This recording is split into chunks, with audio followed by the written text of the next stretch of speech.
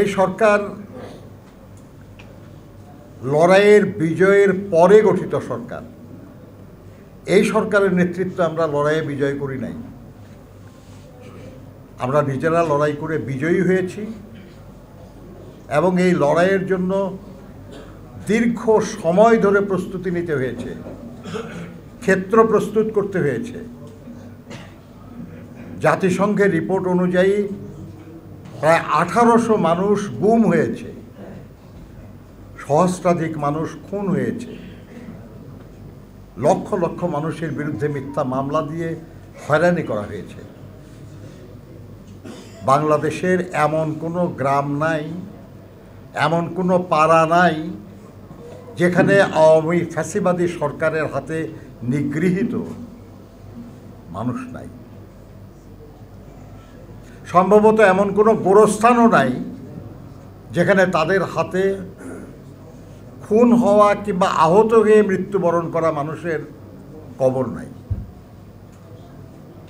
এই যে দীর্ঘ লড়াই, এই দীর্ঘ লড়াইয়ের একটা পরিণতি হলো জুলাই আগস্টের ছাত্র শ্রমিক গণ অভ্যুত্থান।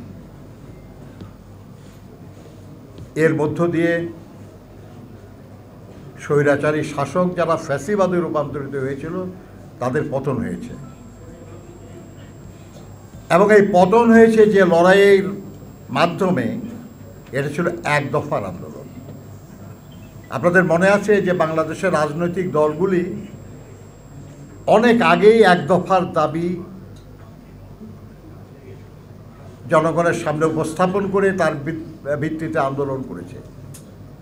এক দফার দাবিটা ছিল অবৈধ স্বৈরাচারী ফাঁসিবাদী সরকারের পদত্যাগ, অপসারণ এবং একটা নির্দলীয় নিরপেক্ষ সরকারের অধীনে নির্বাচনের মাধ্যমে গণতন্ত্র অর্থাৎ জনগণের শাসন পুনঃপ্রতিষ্ঠা করা।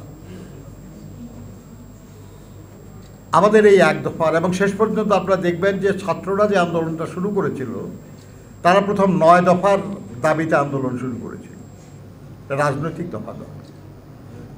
কিন্তু যখন তারা অনুভব করেছে যে এই সরকারের পতন ছাড়া কোনো কিছুই হবে না, বরঞ্চ মানুষ তাদের সাথীরা রাজপথে জীবন দিচ্ছে, তখন তারাও এক দফা দাবিতেই লড়াই নেমেছিল। 3 আগস্ট তারা এক দফা ঘোষণা করেছিল। সে এক দফার প্রথম অংশ আমরা অর্জন করতে পেরেছি। ফ্যাসিবাদী সরকার পালিয়ে গেছে।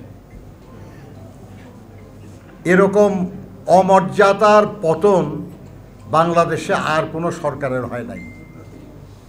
কেউ নিহত হয়েছে, কেউ কারারুদ্ধ হয়েছে, কিন্তু পালিয়ে যাওয়ার ইতিহাস এইবারই প্রথম। একটা পর্যায় সম্পন্ন হয়েছে, মানুষ অধীর আগ্রহে তার দাবির অবশিষ্ট অংশ পূরণের আশায় আছে।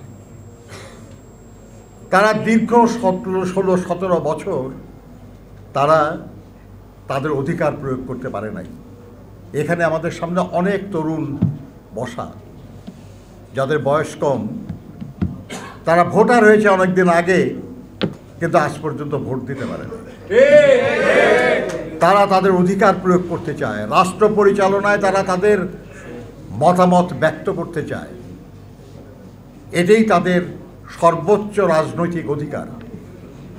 এই অধিকার অর্জনের জন্যই এত হাজার হাজার মানুষ গুম হয়েছে, খুন হয়েছে, নিপীড়নের শিকার হয়েছে, তারপরেও লড়াইয়ের ময়দানে থেকেছে।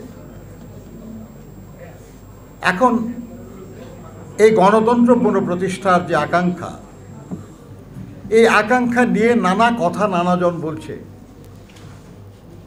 আমি আলোচনা সংক্ষেপ করার লক্ষ্যে শুধু এটুকু বলবো যে আমরা বলেছি, লেবার পার্টি বলেছে যে আমরা